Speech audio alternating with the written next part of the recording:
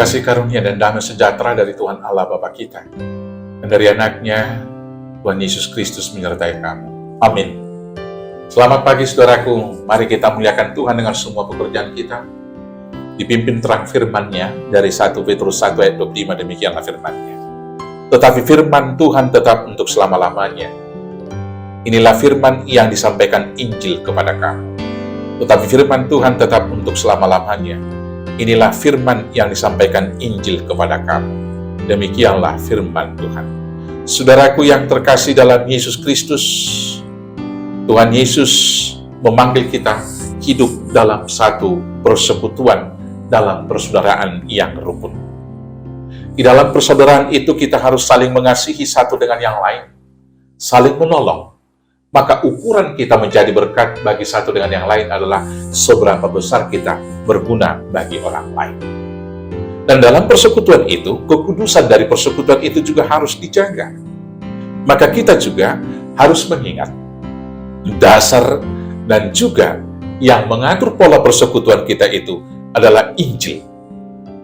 Dan yang mengikat tentang kasih persaudaraan itu adalah kasih Kristus Yesus yang mengikatkan kita satu dengan yang lain.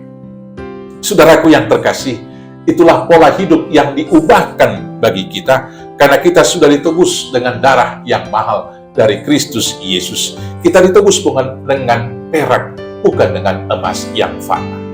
Maka karena itu, bila Adam yang pertama mau meninggikan diri, tetapi di dalam Kristus kita harus merendahkan diri.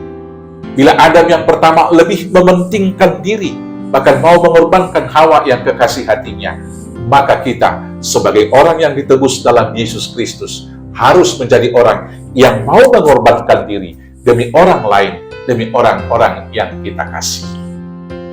Bila Adam yang pertama karena ambisi pribadi dan karena keinginan yang melebihi daripada apa yang dibutuhkan, mau mengorbankan kebenaran dan perintah dari Tuhan, maka kita sebagai orang-orang yang telah ditebus dalam Yesus Kristus sebagai ciptaan yang baru harus mau mengorbankan keinginan pribadi demi kebenaran firman Tuhan.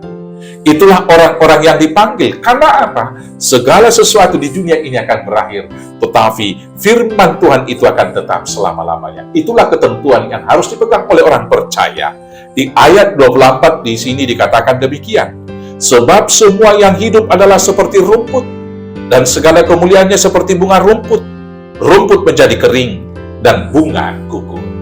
Maka kalau kita mengikut Kristus hanya untuk mencari kemuliaan di dunia, semua akan sia-sia. Dan itulah yang dikatakan oleh Paulus, kita menjadi orang yang paling malang.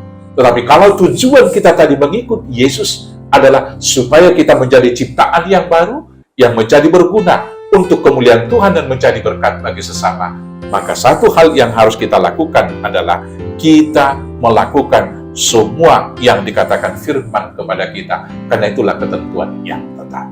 Maka karena itu saudaraku yang terkasih dalam Yesus Kristus, kalau Tuhan memberikan perintah kepada kita, mari kita korbankan keinginan kita demi kebenaran firman Tuhan tersebut. Mari kita mau mengorbankan diri demi orang yang kita kasihi. Jangan pernah mau mengorbankan orang lain.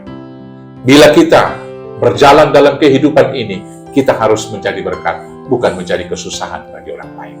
Tuhan Yesus memberkati. Amin. Kita bersatu dalam doa. Terima kasih Bapa yang baik. Firman-Mu telah kami dengar. Nilai itu pedoman, penuntun bagi kami dalam kehidupan kami hingga akhir hayat kami.